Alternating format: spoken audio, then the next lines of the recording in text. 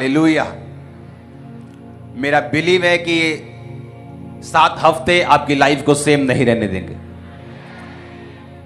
Spirit में मैं जानता हूं कि आप लोग तैयारी के साथ आए।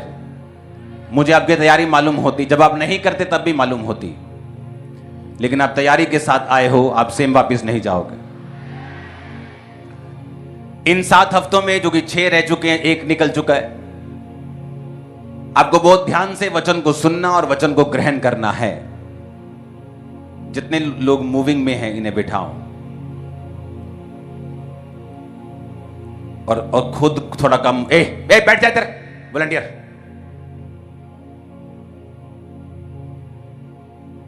हालेलुया। प्रभु की हुजूरी में बड़े आराम से तुम्हें काम करना है, गधों की तरह नहीं भागते रहना इधर उधर। मेरा ये बिलीव है कि आज वर्ड और टेस्टिमनीज आपकी लाइफ को सेम नहीं रहने देंगे। एक टेस्टिमनी को सुनेंगे, उसके बाद हम वचन में चलेंगे। अपोस्टल जी, इस बहन का नाम नगमा है और ये पटियाला के रहने वाले हैं। 26 अप्रैल 2014 को इनकी मैरिज हुई थी। ओके, अब वो मामा को टेस्टिमनी दो, ये वाली। इसको बड़े ध्यान से समझना। ये एक लेडीज की टेस्टिमनी है, तो बड़े ध्यान से समझना कि बात क्या थी, क्या रीजन था। ओके, टेस्टिमनी शुरू करेंगे।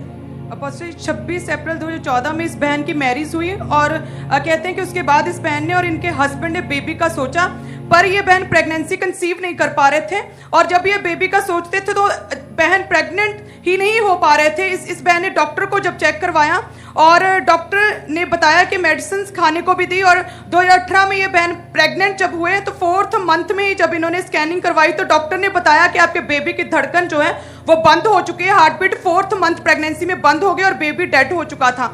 और उसके लिए उसके बाद उसी समय डिलीवरी करनी पड़ी और डिलीवरी के द्वारा इनका बेबी जो रिमूव कर दिया गया। और ये बहन और इनके हस्बैंड कहते हैं बहुत परेशान हो चुके थे।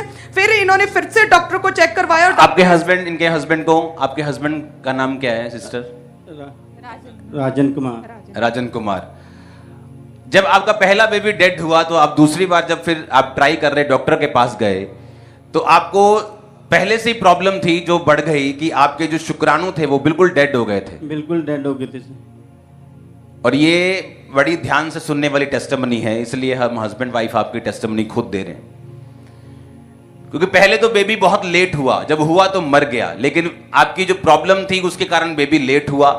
लेकिन धीरे धीरे वो प्रॉब्लम इतनी बढ़ गई कि आपके शुक्राणु टोटल डेड हो गए और आपकी जो वाइफ है, आपने लिखा हुआ कि इनके एग बनने बंद हो गए। हाँ जी। तो दोनों तरफ से चांसेस क्लोज हो गए थे, खत्म हो गए थे, डेड हो गए थे जी। आपने अपनी टेस्टिमनी में कुछ खास चीजें लिखी हुई हैं कि आप सुसाइड करना चाहते थे जी। आप बताइए खुल के वो क्या चीजें थी? वो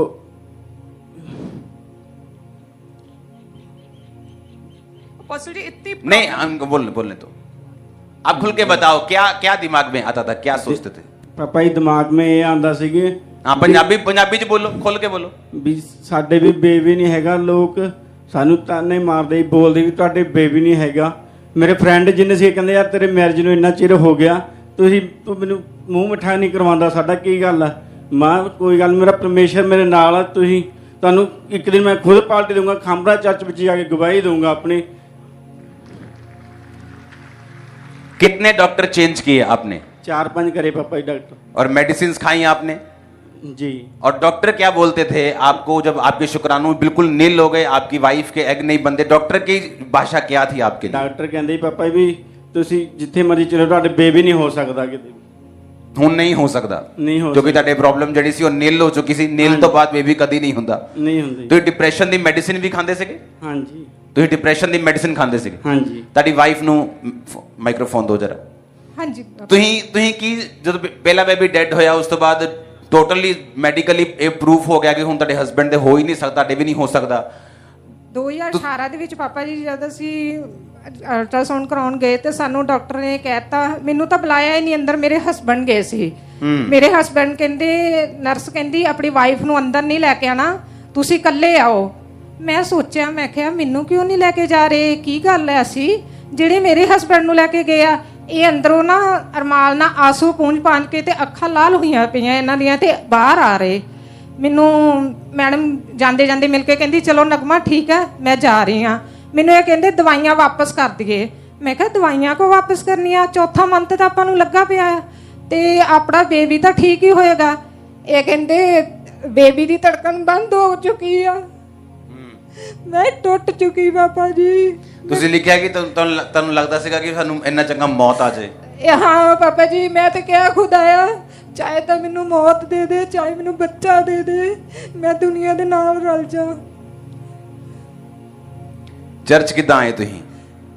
मेरी भैन गुरदासपुर 2018 ਦੇ ਵਿੱਚ ਸਾਡੇ ਬੇਬੀ ਇਸ ਤਰ੍ਹਾਂ ਹੋਇਆ ਸੀ। 2018 ਦੇ ਵਿੱਚ ਮੇਰੀ ਭੈਣ ਨੇ ਗੁਰਦਾਸਪੁਰ ਬ੍ਰਾਂਚ ਚ ਜਾਂਦੀ ਹੁੰਦੀ ਸੀ। ਉਹ ਬਹੁਤ ਵਿਸ਼ਵਾਸੀ ਆ। ਉਹ ਕਹਿੰਦੇ ਤੁਸੀਂ ਨਾ ਖਾਂਬੜਾ ਚਰਚ ਜਾਓ, ਸਾਡੇ ਕਹਿਣ ਤੇ ਇੱਕ ਵਾਰੀ ਜਾਓ ਤੁਸੀਂ। मैं खांबड़ा चर्च आ नहीं सकी, मैं ऑनलाइन प्रार्थना शुरू कर दी। मैं जब भी प्रार्थना शुरू की हर एक वर्ड नूं मैं रिसीव करती सी, मैं ग्रहण करती सी। अपने दोवें असी हसबैंड वाइफ असी प्रार्थना देखते रहे। फिर 24 फरवरी 2022 नूं ब्रांच दे विच पापा जी तुसी वर्ल्डां नूं बोलिया सी। फिर तुसीं संडे चर्च जाना शुरू करता ब्रांच फिर दे असी विच? चर्च जाना शुरू कर दिता। जिस दिन ਤੁਹਾਡੀ ਓਪਨਿੰਗ ਹੋਈ ਉਸ ਤੋਂ ਬਾਅਦ ਅਸੀਂ ਲਗਾਤਾਰ ਜਾਂਦੇ ਰਹੇ, ਬਹੁਤ ਵਿਸ਼ਵਾਸ ਨਾਲ ਜਾਂਦੇ ਰਹੇ। ਉਸ ਵਿਸ਼ਵਾਸ ਨੇ ਸਾਨੂੰ ਅੱਜ ਸਾਡੀ ਬੇਟੀ ਸਾਡੇ ਗੋਦ ਦੇ ਵਿੱਚ ਆ। ਓ ਜੀਸਸ, ਥੈਂਕ ਯੂ ਜੀਸਸ। ਤੁਸੀਂ ਲਿਖਿਆ 24 ਫਰਵਰੀ 2022 ਨੂੰ ਤੁਸੀਂ ਸੰਡੇ ਮੀਟਿੰਗ ਦੇ ਵਿੱਚ ਬੈਠੇ ਸੀਗੇ। ਹਾਂਜੀ। ਜਦੋਂ ਪ੍ਰੋਫੈਟਿਕ ਵਰਡ ਹੋਇਆ ਕਿ ਜਿਨ੍ਹਾਂ ਦੇ ਬੇਬੀ ਨਹੀਂ, ਆਪਣੇ ਆਪ ਨੂੰ ਟੱਚ ਕਰੋ। ਉਹ ਜਿੰਨੇ ਬ੍ਰਾਂਚਸ ਦੇ ਵਿੱਚ ਨੇ ਉਹ ਟੱਚ ਕਰੋ ਕਿ ਮੈਂ ਤੁਹਾਨੂੰ ਵੱਡੀ ਟੈਸਟਮਨੀ ਨਾਲ ਔਰ ਬੇਬੀ ਨਾਲ ਆਂਦੇ ਹੋਏ ਦੇਖ ਰਿਹਾ। ਹਾਂਜੀ। ਤੁਸੀਂ ਪਟਿਆਲਾ ਬ੍ਰਾਂਚ ਦੇ ਵਿੱਚ ਮੌਜੂਦ ਸੀਗੇ? ਅਸੀਂ ਪਟਿਆਲਾ ਬ੍ਰਾਂਚ ਵਿੱਚ ਦੋਵੇਂ ਹਸਬੰਡ ਵਾਈਫ ਜਾਂਦੇ ਹੁੰਦੇ ਸੀ। ਅਸੀਂ ਹਰ ਇੱਕ ਸੰਡੇ ਮਿਸ ਨਹੀਂ ਸੀ ਕਦੀ ਕੀਤਾ। ਔਰ ਤੁਸੀਂ ਲਿਖਿਆ ਕਿ ਜਦੋਂ ਉਹ ਪ੍ਰੇਅਰ ਹੋ ਰਹੀ ਸੀ ਤੁਹਾਡੀ ਬਾਡੀ 'ਚ ਕੁਝ ਮਹਿਸੂਸ ਹੋਇਆ। ਕੀ ਮਹਿਸੂਸ ਹੋਇਆ ਤੁਹਾਨੂੰ? ਇੱਕਦਮ ਮੇਰੀ ਲੂੰ ਕੰਡੇ ਇਕੱਠੇ ਹੋ ਗਏ, ਪਸੀਨੋ ਪਸੀਨੀ ਮੈਂ ਹੋ ਗਈ। ਮੈਂ ਕਿਹਾ ਇੰਨੀ ਮੈਨੂੰ ਗਰਮੀ ਲੱਗ ਰਹੀ ਹੈ ਨਾ। ਮੈਂ ਦਬ ਪਾਣੀ ਪੀ ਕੇ ਆਈ। ਮੈਂ ਕਿਹਾ ਕੀ ਹੋ ਗਿਆ, ਮੈਨੂੰ ਕਦੀ ਇੰਨਾ ਪਸੀਨਾ ਨਹੀਂ ਆਇਆ। ਨਹੀਂ, ਗਰਮੀ ਦਾ ਮਹੀਨਾ ਸੀਗਾ ਕਿ ਸਰਦੀ ਦਾ ਮਹੀਨਾ ਸੀਗਾ? ਨਹੀਂ, ਇੰਨੀ ਗਰਮੀ ਨਹੀਂ ਸੀ। 24 ਫਰਵਰੀ ਲਿਖਿਆ 24 ਫਰਵਰੀ ਸੀ। ਮਤਲਬ ਇਹੀ ਦਿਨ ਹੋ ਗਏ ਨਾ? ਹਾਂਜੀ ਹਾਂਜੀ, ਇੰਨੀ ਗਰਮੀ ਤਾਂ ਹੈ ਨਹੀਂ ਸੀ। ਮੈਨੂੰ ਬਹੁਤ ਗਰਮਾਹਟ, ਮੈਂ ਪਸੀਨੋ ਪਸੀਨੀ ਹੋ ਗਈ।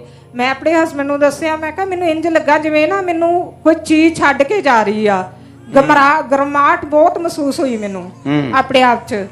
ਫਿਰ ਅਸੀਂ ਇਸ ਵਰਲਡਾਂ ਨੂੰ ਰਿਸੀਵ ਕਰਦੇ ਰਹੇ। परमेश्वर ने सानू बरकत ना ब्लेस किया। अच्छा, एक और बात ध्यान दे, विश्वास में और शक में क्या फर्क है? बहुत लोगों को पवित्र आत्मा छूता है, लेकिन उन्हें लगता है कि शायद गर्मी है, शायद जोश आ रहा है, चाहे म्यूजिक लगा हुआ, इस कारण मुझे ऐसा फील हो रहा है।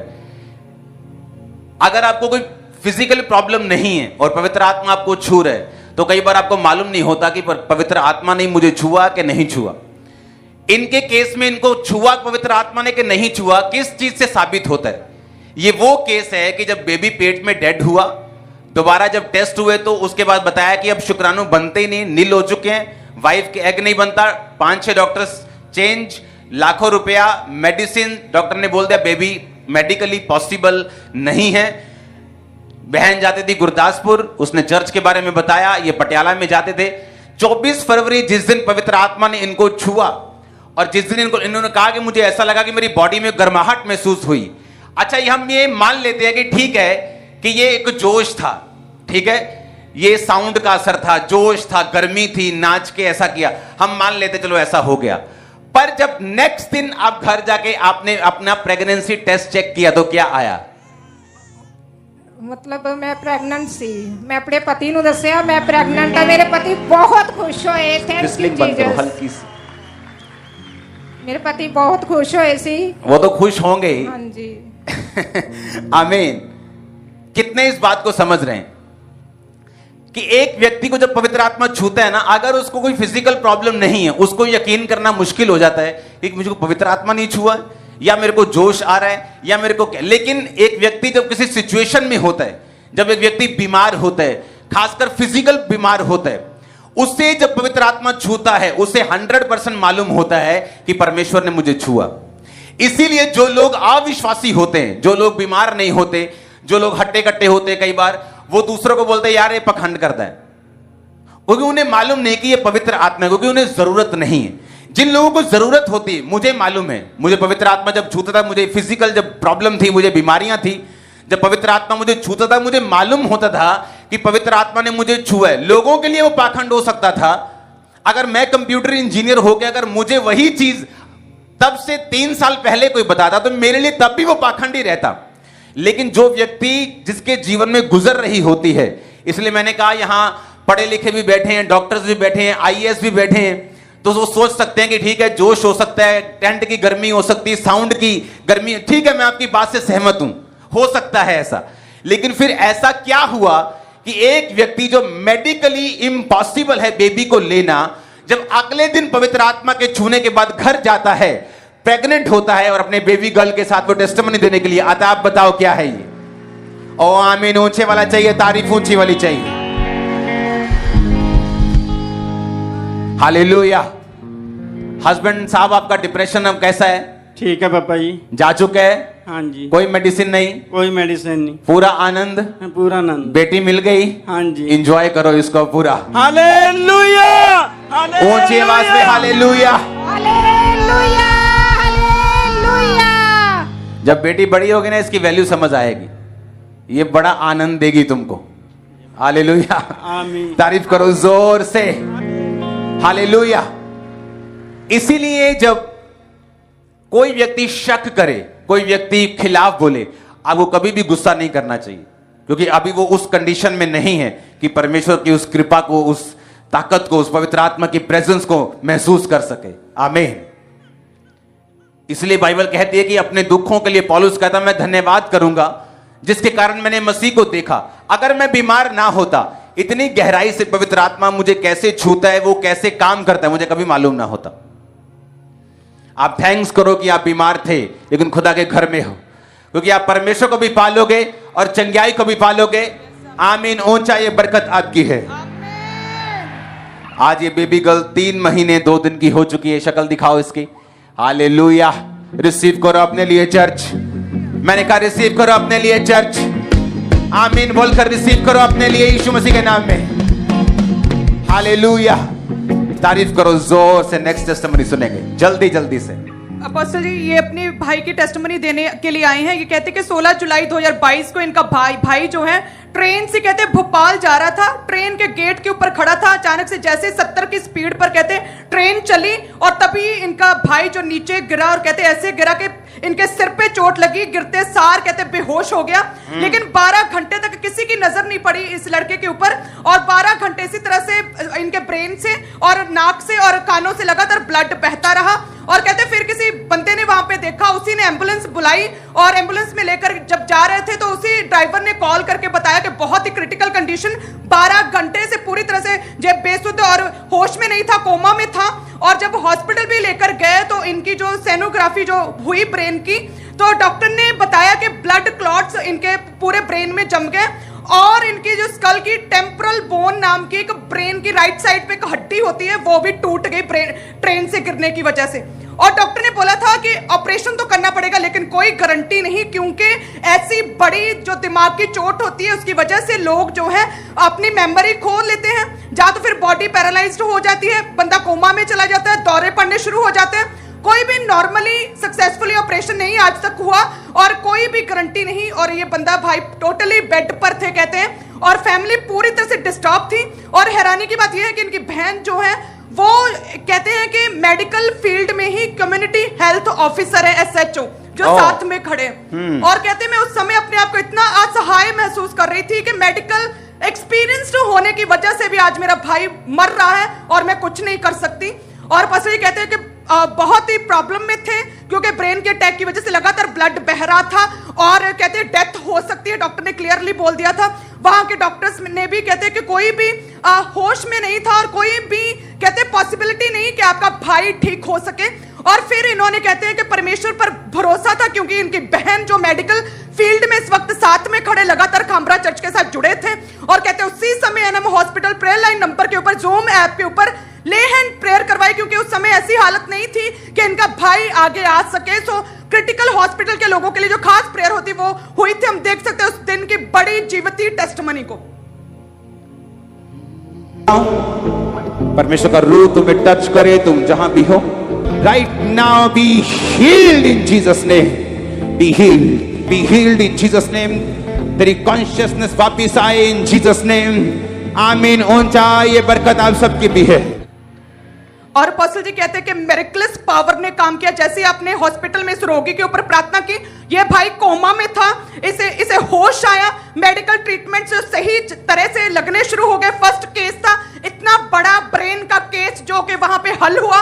डॉक्टर्स, बाकी सभी पेशेंट्स, इनके परिवार सभी हैरान थे। डॉक्टर्स इतने हैरान हुए कि उसी समय उन्होंने केक काट कर सेलिब्रेशन की। ओह, कि वाकई जीसस। में आपका परमेश्वर जीवित है। ओ करदा भला अपने लोकां दे नाल, ओ करदा भला अपने लोकां दे नाल, ओदा वखरा अंदाज़ सदा, यहोवा मेरा बादशाह। ओ करदा भला सदा, यहोवा मेरा बादशाह। ओ करदा जोर से हालेलुया, जोर से। करदा भला अपने लोकां दे नाल, ओ करदा भला अपने लोकां। ये भाई वही है कि ये वही भाई है, टेस्टिमनी वाले भाई हैं? जी अपोस्टल जी। ये वही बहन है। आप फील्ड में ऑफिसर हैं, बैठ जाओ। आपने लिखा कि आप बहुत असहाय महसूस कर रहे थे। जी, जी। आपने टेस्टिमनी बताइए, क्या आपको महसूस होता तब?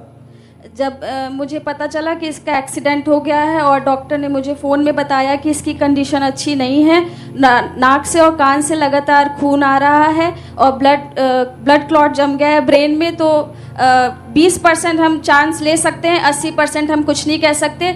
और यदि हमने इसको बचा भी लिया तो ये कोमा में जा सकता है, ये पैरालाइज्ड हो सकता है, इसको फिट आ सकते हैं, इसका हेडेक हमेशा बना रहेगा, और भी बहुत सी कंडीशंस इसके लिए बोल दी थी। लेकिन हमने और आप इन बातों को समझते थे क्योंकि आप खुद मेडिकल फील्ड में हैं। जी जी, अपना फील्ड समझाइए, आप किस चीज में हैं? CHO का मतलब क्या है? ये कम्युनिटी हेल्थ ऑफिसर एक पोस्ट है जिसमें सरकारी पोस्ट है? जी, सरकारी अच्छा, आप पोस्ट। सरकारी पोस्ट पे हैं। जी जी। ओके, आप गाड़ी से गिरे कैसे? सर स्टेशन आने वाला था तो मैं थोड़ा गेट के पास देखने के लिए आया कि कितने दूर बच्चा कौन से प्लेटफॉर्म में लग रहा है। हाँ। तो उतने से गाड़ी ने जर्क लिया अचानक से, तो हवाई में बाहर से। ओ, तो गाड़ी कितनी स्पीड में थी? सर 70 के आसपास। और वो आप गिरे कहाँ पे? सिर्फ कहाँ लगा आपका? मालूम है कुछ होश है? होश था कि कहाँ लगा, क्या लगा? ओ, आपका सिर गिरते साथ ही जैसे टकराया हूँ पत्थर से, या स्लीपर रहती हैं सर बीच बीच में। हाँ, हाँ, हाँ। वो पटरी के हाँ, उस पे टकराया सिर। तो उसके बाद कोई होश नहीं और 12 घंटे पड़े रहे तुम, और नाक से कान से खून आता रहा। जी सर। ओ जीसस, तुम लाजर हो आज के। खुदा की सेवा करना, हालेलुया, आमीन। खुदा की सेवा करना। जब हम एक टेस्टिमनी को सुनते हैं कि पवित्र आत्मा ने मुझे छुआ, मैं घर गई, मैं प्रेग्नेंट थी, हमें मालूम होता ओह अच्छा, इसका मतलब पवित्र आत्मा जब छूता है वो मिरेकल्स काम करते हैं।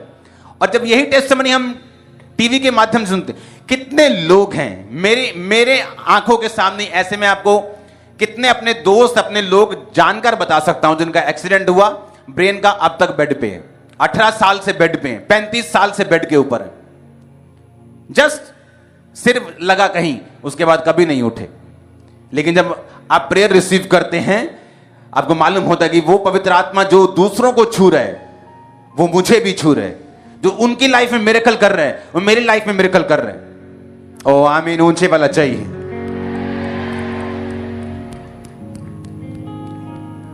आपने एक टेस्टिमनी यहां बड़ी हैरान करने वाली लिखी है। आपने लिखा जो अदर पेशेंट्स की फैमिलीज थी, जो दूसरे पेशेंट हॉस्पिटल में थे, जी, जी। वो भी हैरान हुए कि जल्दी ठीक कैसे हो गया। हाँ। आप वो बताओ बात क्या थी? ये आपके द्वारा हमने ऑनलाइन प्रेयर करवाई इसको, उसके तुरंत बाद इसको, उससे पहले सीवियर हेडेक होता था और जब टैबलेट देते थे तो वो सो जाता था। तो मतलब बिना नहीं, अदर जो फैमिलीज थी वो क्या बोलती थी इसकी रिकवरी देख के कि ये क्या हो गया इसको? मतलब अदर फैमिली ये बोलती थी कि ये तो बहुत ज्यादा, मतलब कि अचंभित हो रहे थे सब, क्योंकि ये 3 दिन में ही एकदम से नॉर्मल हो गया था और चलने लगा था। बताना, चल पाते हो? जी सर। कोई बीमारी नहीं? नहीं अभी कोई दुख नहीं? नहीं, कुछ नहीं। चलो तो अपने सिर दिखाओ, सिर दिखाना इसका। वो सिर बड़ा खतरनाक सा है इसका वजह। ओ देखो, वो पूरा दिखाओ सिर।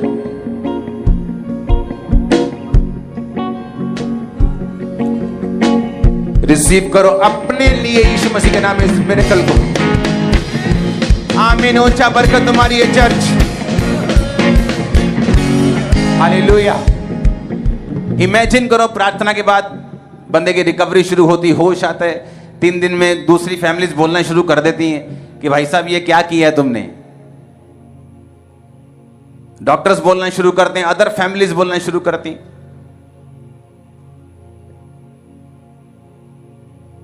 वो जो भाई टेस्टिमनी प्रेगनेंसी की दे के गया है ना, वो भी खुल के नहीं बोला, मुझे मालूम है उसके दोस्त उसको क्या बोलते होंगे। वो डिप्रेशन की मेडिसिन ऐसे ही नहीं खा रहा था, उसको उसकी वर्डिंग जो दोस्त उसको बोलते होंगे ना, वो बंदों को मालूम है। लेकिन यीशु मसीह ने कहा संसार से तुम्हें क्या होता है, ढाढ़स बांधो, मैंने संसार को जीत लिया है। अपने आप भी जीतेंगे यीशु मसीह के नाम। आमीन। ऊंचा बरकत आपकी ये चर्च। तारीफ करो इन गवाहियों के लिए, जोर से जोर से जोर से जोर से। Hallelujah hallelujah. जब मुझे ये मालूम है कि यहां पर परमेश्वर की ग्रेस अवेलेबल है, मुझे मालूम है कि परमेश्वर का आत्मा यहां मौजूद है। अगर वो उस बहन को छू सकता है, हां, वो मुझे भी छू सकता है। अगर वो उस एक्सीडेंट वाले रोगी को छू सकता है, वो मुझे भी छू सकता है। एक होता है कि चर्च में ग्रेस ही नहीं है ये वाली, तो आपको मालूम है कि ये वाला हमने कभी देखा ही नहीं है। लेकिन आपने कैंसर अगर देखा हील होते, इसका मतलब आपका भी हील हो सकता है। अगर आपने डेथ पेशेंट्स को हील होते देखा है, उनको डेथ बेड से बाहर आते देखा है, आपके लिए भी होप है। अगर आपने बेबीज को होते देखा है, आपको मालूम है आपके भी, क्योंकि चर्च में ग्रेस अवेलेबल है।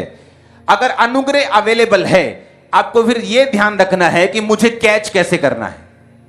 यीशु मसीह के पास डिलीवरेंस अवेलेबल थी, लेकिन 3 चेले पतरस, याकूब और यूहन्ना उसको पूरी तरह से लागू कर पा रहे थे, और 9 चेले वो कंप्लीट तरह से नहीं कर पा रहे थे जो प्रभु यीशु मसीह कर पा रहे थे।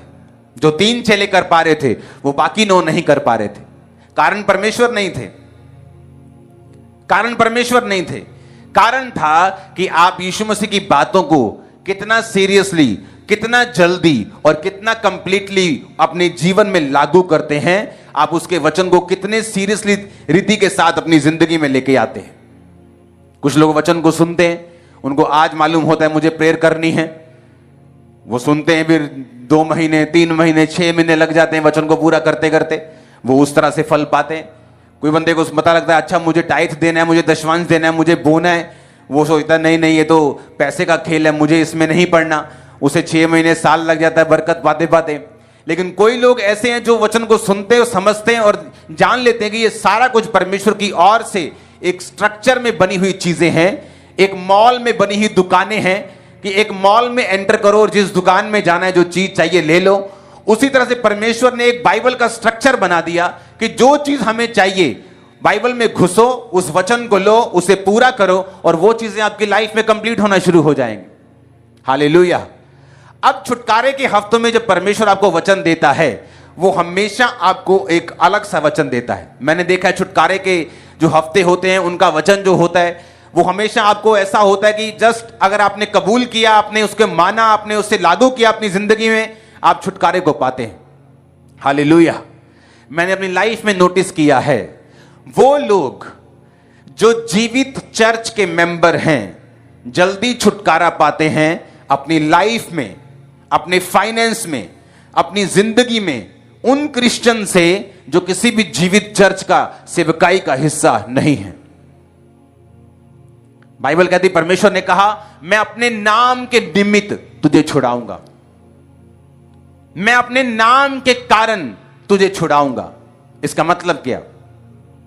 जब आप एक जीवित चर्च का हिस्सा बनते हैं तो आप सिर्फ एक मेंबर नहीं हैं चर्च के, आप उस चर्च के इवेंजलिस्ट हैं, आप उस चर्च के सुसमाचार प्रचारक हैं, आप उस चर्च के सपोर्टर हैं, आप उस चर्च के प्रीचिंग करने वाले, उसको उसके बारे में बताने वाले लोग हैं। क्योंकि ये एक दर्शन है, ये मेरा दर्शन नहीं। आपका पैसा, चर्च का पैसा मेरा पैसा नहीं। मैं मैनेजर हूं। जैसे बैंक मैनेजर बैंक के पैसों का मालिक नहीं होता, लेकिन उसे मैनेज करता है। उसी तरह से जब हम एक दर्शन में जुड़ जाते हैं कि परमेश्वर ने मुझे दर्शन दिया कि अब ऐसा होगा, अब इस तरह से कलीसिया जो है पंजाब में स्टैब्लिश होगी, टेंट चर्च होगी, शुरुआत की, एक दर्शन हुआ, लोगों ने बरकत पाई, लोगों ने नशों को छोड़ा, लोगों ने लाखों लोगों ने चंगाई को पाया, लोग सेव हुए, कई तो अब तक स्वर्ग भी चले गए होंगे, हां प्रभु में सोकर। इससे क्या हुआ? मैंने बरकत पाई क्योंकि मैंने परमेश्वर के वचन को सुना, उसके दर्शन को समझा, उसको फॉलो किया। उससे मैं भी चंगा हुआ, मुझे बरकत भी मिली, मेरे पर्सनल बिजनेस को खुदावंद ने ब्लेस किया, मुझे अच्छा परिवार भी दिया, सब कुछ मेरे पास है। उसी तरह से आप लोग हैं। जब आप लोगों ने परमेश्वर के दर्शन को सुना, जब मैं आपको बोलता हूं कि परमेश्वर का विजन है, अब आने वाले समय में आपको बता सकता हूं, इतने लोग चर्च को ज्वाइन करने वाले हैं, आप हैरान हो जाएंगे चर्च की ग्रोथ को देख के आने वाले 3 महीनों में। इतने रूहें बचने वाली, आप इमेजिन नहीं कर पाएंगे कि कहां बिठाएं उन लोगों को। हालेलुया। अब आपको यह दर्शन मालूम है। अब क्या होता है, जब एक विश्वासी को पता चलता है कि यह मेरा चर्च है, मैं आपको ऐसे विश्वासी दिखा सकता हूं जो सारे पास्टर्स को सुनते हैं लेकिन अपनी जिंदगी में कहीं नहीं पहुंचते, हमेशा कंफ्यूज रहते हैं, अपनी कॉलिंग को कभी नहीं पा पाते, अपनी बरकत को और मसे को कभी नहीं पा पाते। कभी वो इस मसे में होते हैं, कभी उसको कॉपी कर रहे होते हैं, कभी तीसरे को कॉपी कर रहे होते हैं, 7, 8, 10 हफ्तों में वापस अपने आप पे आ जाते हैं। लेकिन अगर आपको मालूम होता है जिस तरह बाप एक है, परमेश्वर एक है, मेंटर भी एक है, चर्च भी एक है। क्यों? क्योंकि जब आप उस चर्च का फिर हिस्सा बनते हैं, आप उस दर्शन को अपना दर्शन समझने लगते हैं। जब उस दर्शन को आप अपना दर्शन समझने लगते हैं, आप उसके लिए प्रेयर भी करते हैं, आप उसके लिए बोते भी हैं। क्योंकि जिस व्यक्ति को आप अपना मेंटर मानते हैं, आप अपना फादर मानते हैं, जिस चर्च के लिए आप प्रेयर करते हैं, जिस चर्च से आपने बरकत पाई है, आप उसी चर्च में बोते हैं। किस चर्च में आपको बोना चाहिए? जिस चर्च से आप स्पिरिचुअली बरकत को पाते हैं और वचनों को सुनते हैं। और जब आप उस दर्शन में शामिल हो जाते हैं, वो सेम डिलीवरेंस जो आपके स्पिरिचुअल फादर मेंटर ने पाई, वो आपकी लाइफ में एंटर होना शुरू हो जाती है। क्योंकि परमेश्वर ने कहा, मैं अपने नाम के निमित्त तुझे छुड़ाऊंगा। यानी अगर मैं जब तुझे छुड़ाऊंगा तो इसलिए छुड़ाऊंगा कि तू मेरे नाम के निमित्त, मेरे नाम के लिए, मेरे दर्शन के लिए, मेरे राज्य के लिए तू काम कर रहा है। इसलिए नहीं तो कि तू चर्च का मेंबर है। चर्च का मेंबर बनना तो शुरुआत थी किस चीज की? कि परमेश्वर ने इस विजन को, इस दर्शन, चर्च को क्या दर्शन दिया है? वो रूहें बचाने का, वो ब्रांचेस ओपन करने का, खुदावंद के काम को लेके जाने का।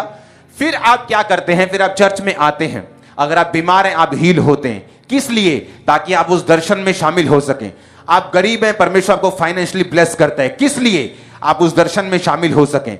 परमेश्वर आपके परिवार को सेट करता है। किस लिए? ताकि आप फालतू झमेलों से फ्री होकर उस दर्शन में शरेआम ताकत से, बरकत से, पैसों से, दिमाग से, दिल से, स्पिरिट से चल सकें। और जो बाकी छुटकारा परमेश्वर ने आपका करना है, आप उस छुटकारे को भी हासिल कर सकें। कितने मेरी बातों को समझ रहे हैं? ये आपका मकसद है चर्च में आने का। ये आपका मकसद है जीवित चर्च के साथ जुड़ने का। हालेलुया। एक व्यक्ति कभी भी 5 जीवित चर्चों के साथ नहीं जुड़ सकता, क्योंकि परमेश्वर ने आपको एक विजन दिया है। उस विजन के हिसाब से फिर आप चलते हैं। अगर आपके आसपास 5 सुंदर लड़कियां हैं तो आप 5 से शादी नहीं कर सकते। बोलो ये भी सुंदर है, ये भी सुंदर है, शादी एक के साथ ही करनी, हां या ना? जब हम आत्मिक व्यभिचार में होते हैं तब भी बरकत नहीं पाते। जब शारीरिक व्यभिचार में होते हैं तब भी बरकत नहीं पाते। बाइबल कहती है, भजन संहिता 31 उसकी 19 और 20 आयत में, उसमें लिखा, आहा तेरी भलाई क्या ही भली है, बड़ी है, जो तूने अपने डरवैयों के लिए रख छोड़ी है और अपने शरण गतों के लिए मनुष्यों के सामने प्रकट की है। तूने दर्शन देने के गुप्त स्थान में मनुष्यों की बुरी गोष्ठी से उन्हें गुप्त रखेगा और उन्हें मंडप में झगड़े रगड़े से छिपा कर रखेगा। परमेश्वर ने कहा, तू उन्हें दर्शन देने के गुप्त स्थान में मनुष्यों की बुरी गोष्ठी से गुप्त रखेगा। होता क्या है? हर एक व्यक्ति का दुश्मन होता है।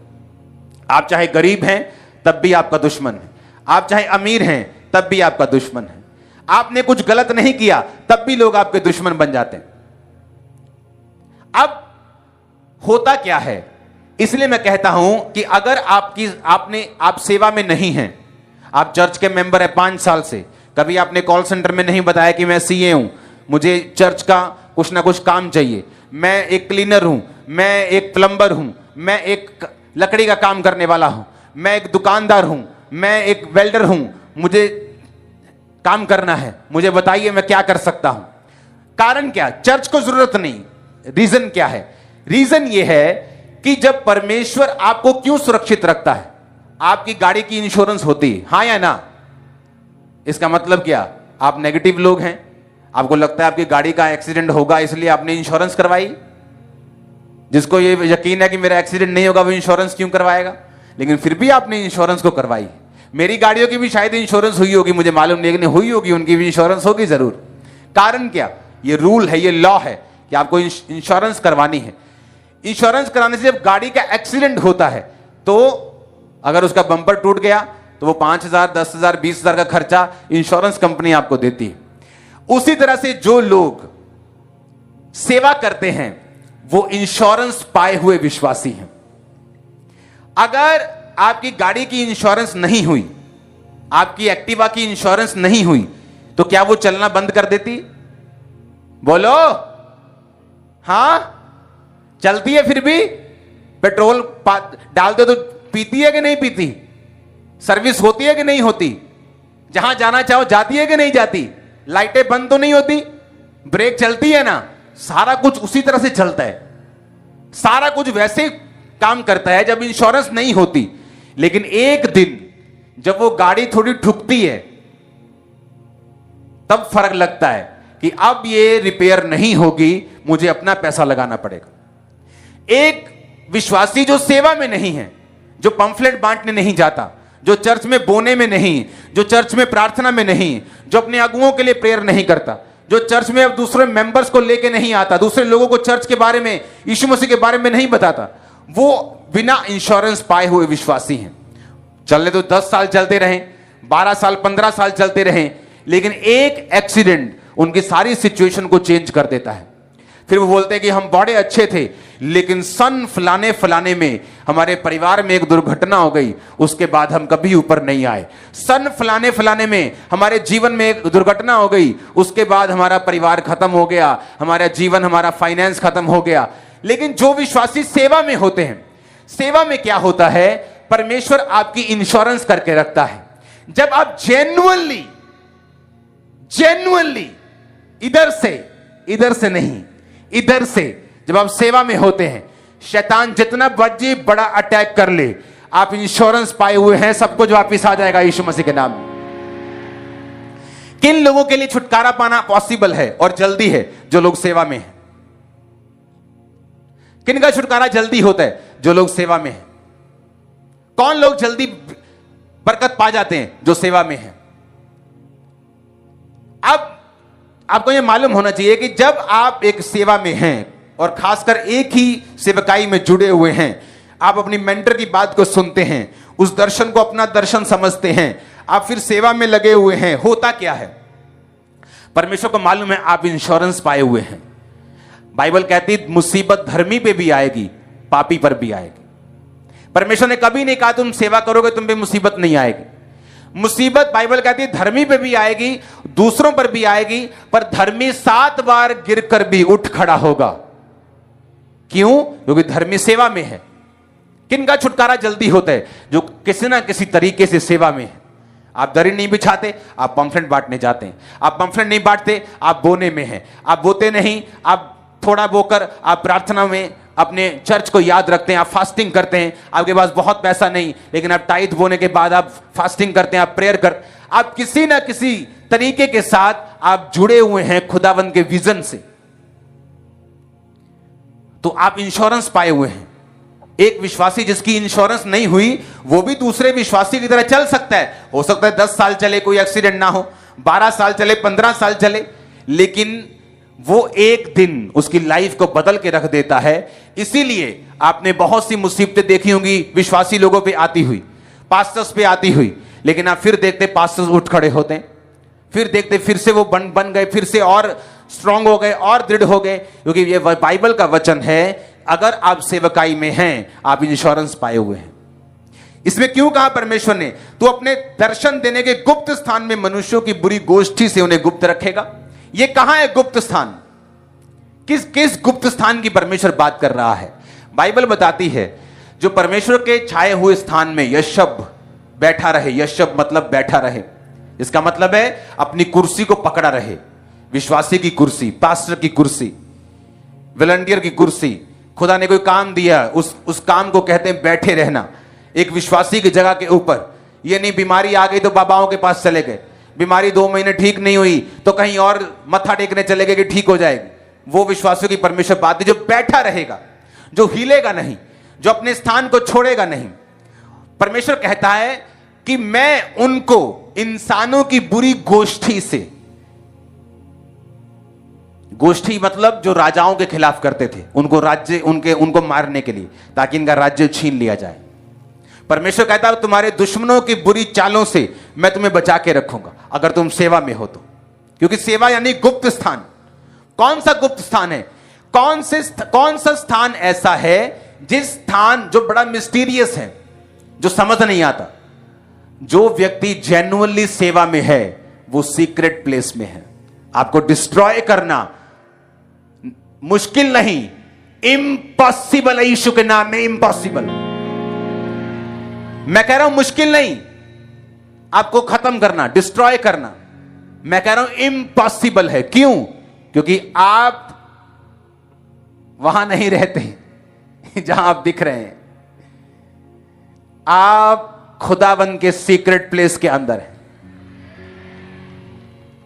जहां लोगों को दिखता है तुम खामरा में रहते हो, पर उनको यह नहीं मालूम हम खामरा में नहीं रहते, हम कहीं और रहते। आप अपने गांव से नहीं आए हो, आप कहीं और से आए हो।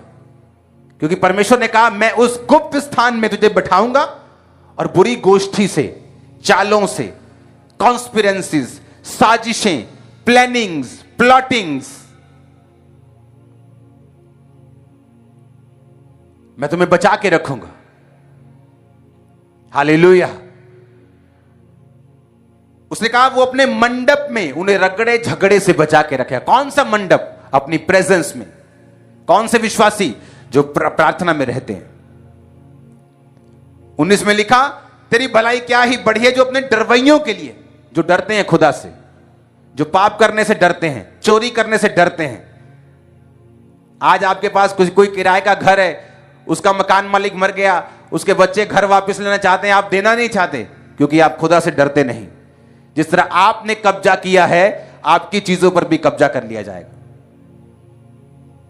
जिस तरह आपने लोगों के साथ किया है उसी तरह आपके साथ किया जाएगा। जिस तरह आपने पैसा चुराया है आपकी लाइफ से भी कोई चीजें चुराई जाएंगी जिन्हें आप रोक नहीं पाएंगे। इसीलिए लोगों का छुटकारा नहीं होता। उसने कहा तूने अपने शरणागतों के लिए मनुष्यों के सामने प्रकट की हैं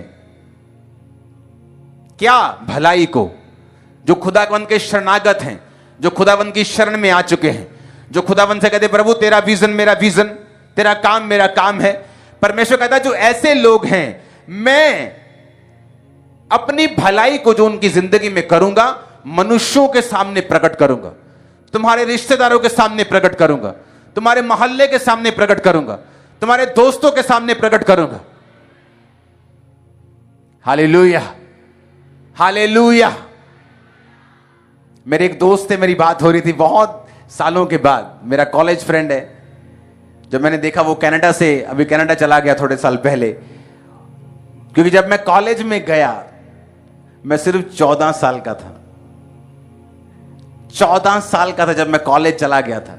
मुझे पेपर नहीं देने दे रहे थे 8वीं 10वीं वाले, बोलते थे तू छोटा बहुत है, लेकिन मेरा माइंड वो तेज था, मैं क्लासेस जंप कर करके आगे चला गया था, तो वो पेपर नहीं देने दे रहे। तो 14 साल की उम्र में, इमेजिन करो 14 साल, तो जब मैं कॉलेज में गया तो लोग मुझे छेड़ते थे कि क्या दूध पीना है, क्या पीना है, मतलब छेड़ते थे, रैगिंग करते थे मेरी।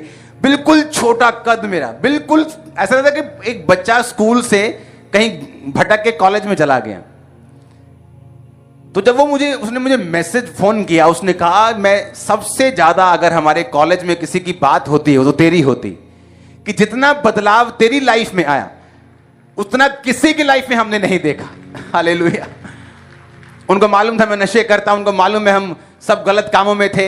हाँ, और मेरा कद जस्ट 5 फुट 4-5 इंच होगा। उन्होंने कहा अब तेरा कद कितना है? मैंने कहा मेरा कद 6 फुट 2-3 इंच, पता नहीं कितना है।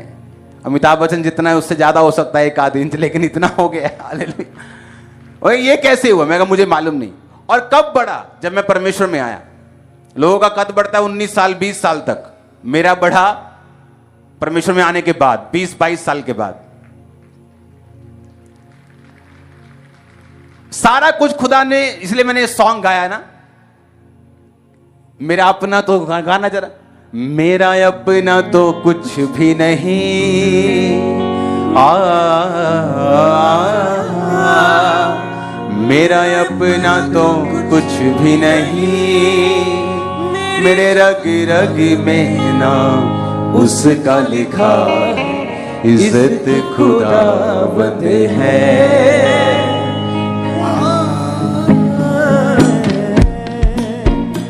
मेरी ताकत खुदा बंदे है।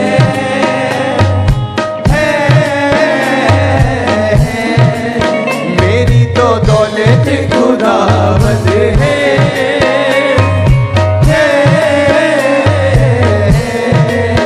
मेरी तो ताकत खुदा बंदे है।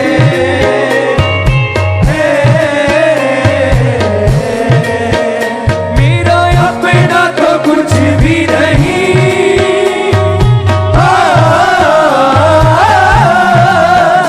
मेरा अपना तो कुछ भी नहीं, मेरी तो रग रग में नाम उसका लिखा है, इज्जत खुदा बंदे है।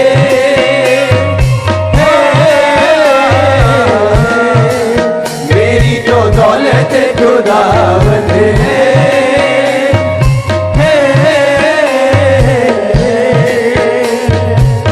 तेरे कहने से चलता हूँ मैं, तेरे कहने से रुकता हूँ मैं, तेरे कहने से चलता हूँ मैं, तेरे कहने से रुकता हूँ मैं, तेरे कलाम में रह कर ही अब हर एक काम को करता हूँ मैं, तेरे कहने से चलता हूँ मैं।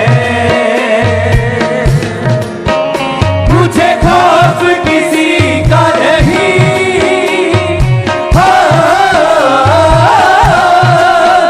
मुझे खौफ किसी का नहीं, मैंने जब से तेरे रस्तों को चुना है, इज्जत खुदा बंदे है।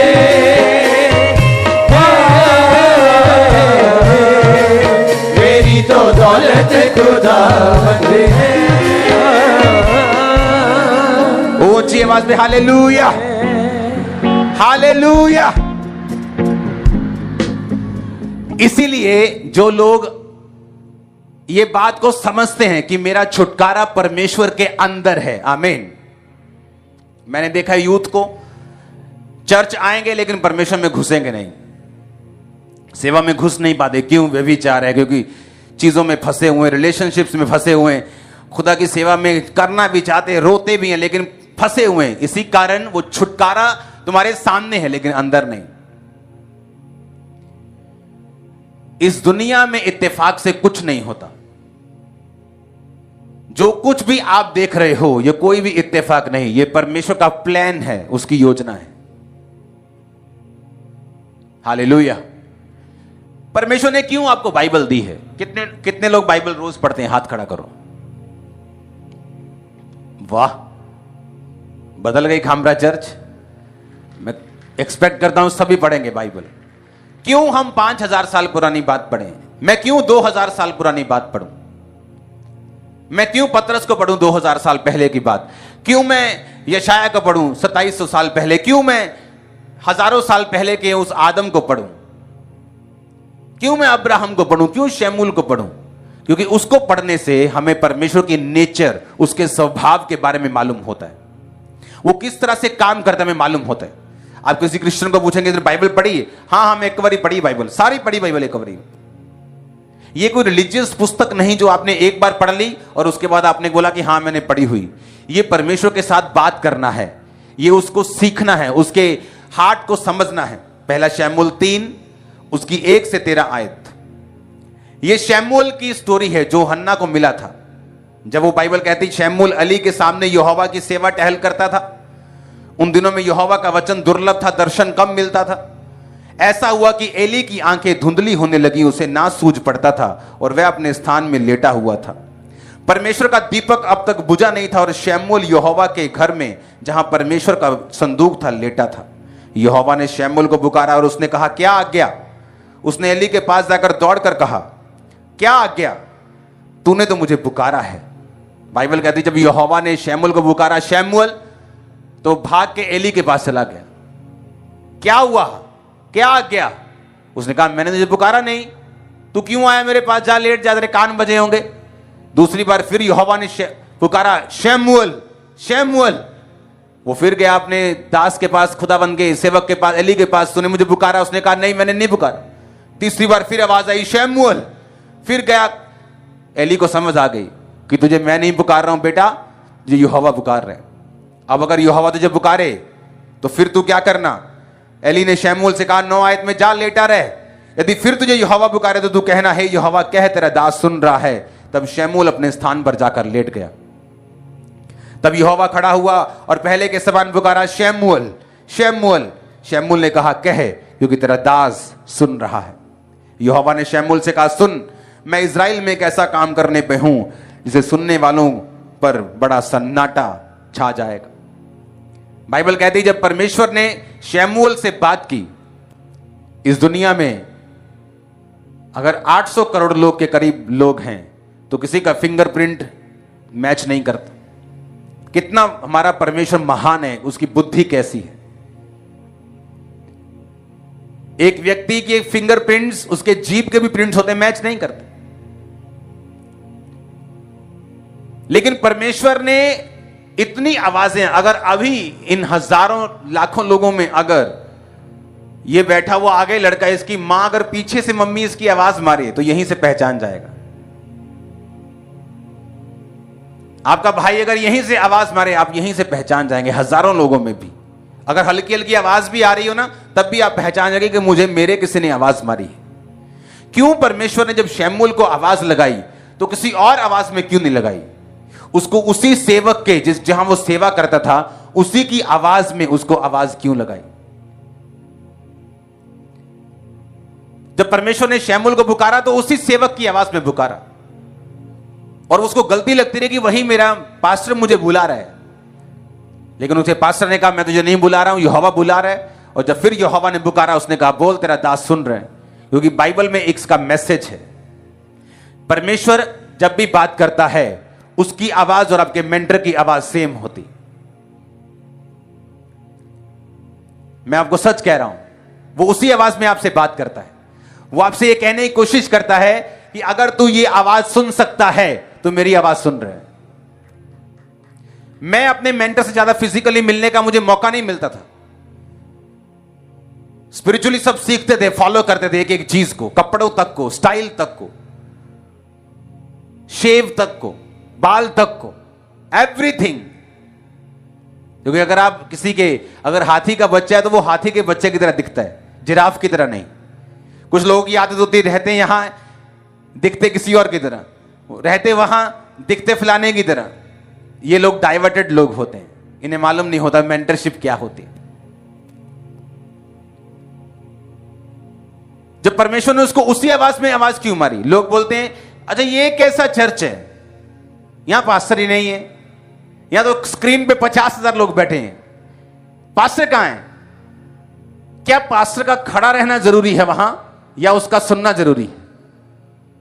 आपको उसको सुनना जरूरी है, आपको मिलना भी जरूरी नहीं जितना सुनना जरूरी है।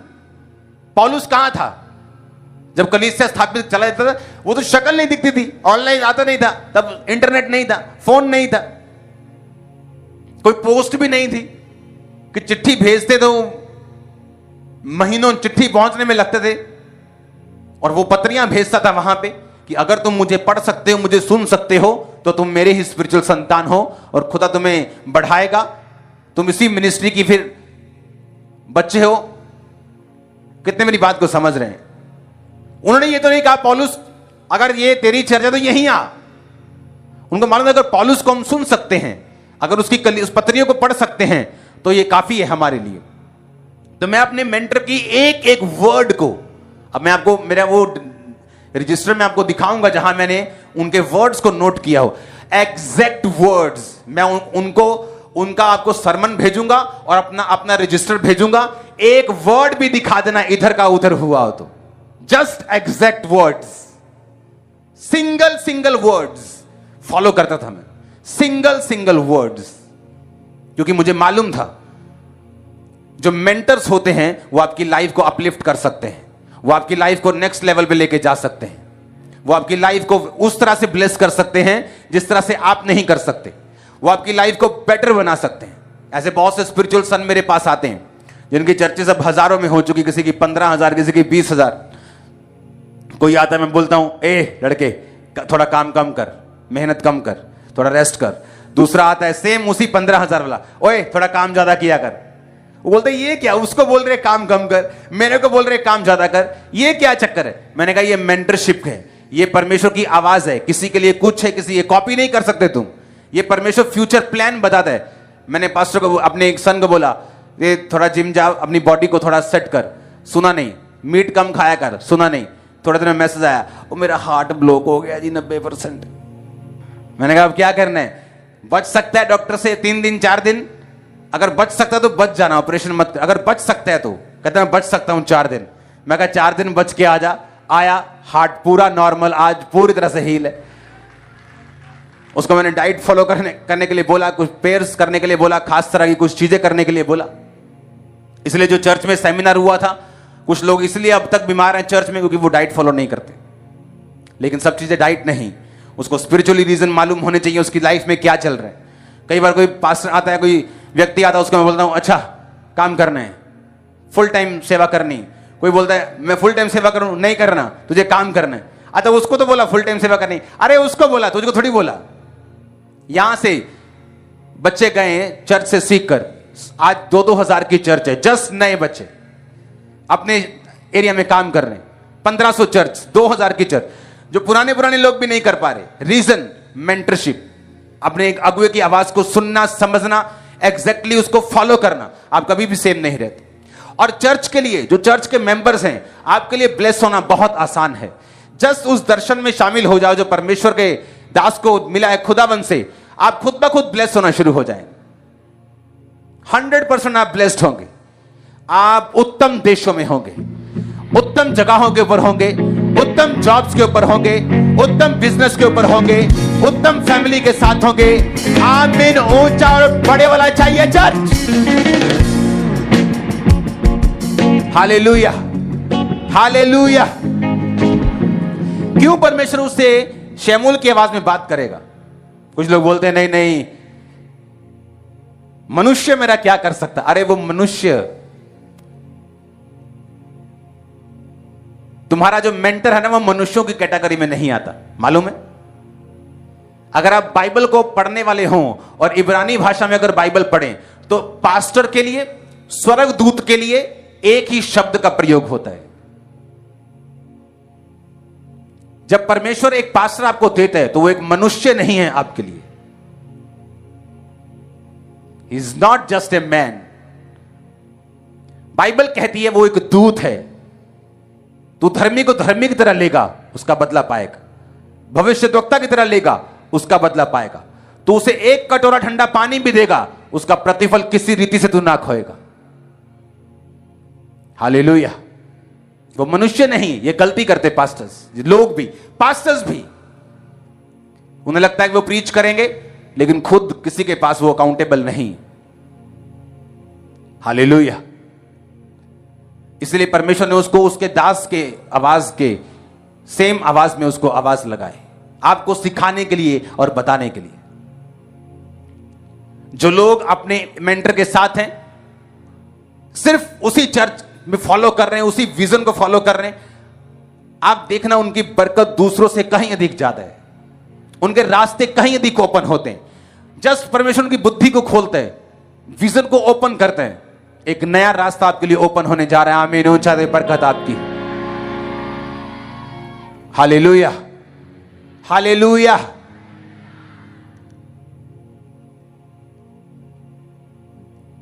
आप सेम नहीं है ये वचनों को सुन के। आपको मालूम होगा मेरा छुटकारा किस तरह से होगा, कि ये मेरा तरीका है छुटकारा लेने का।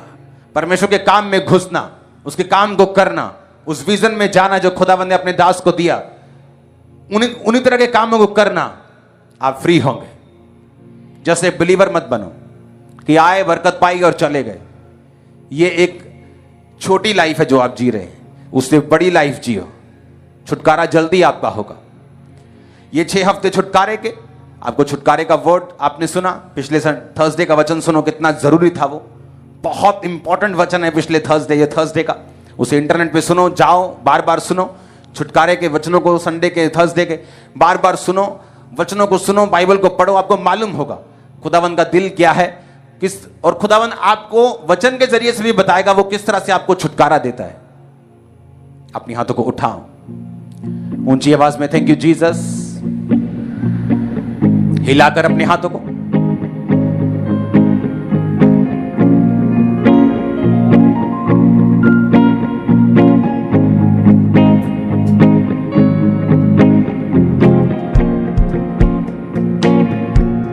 अपने ऑयल को निकालो, अपने माथे से लगाओ। परमेश्वर के वचनों को सुनने के लिए हमारे चैनल को सब्सक्राइब कीजिए और हमारी लेटेस्ट वीडियो सबसे पहले देखने के लिए बेल आइकन को प्रेस कीजिए।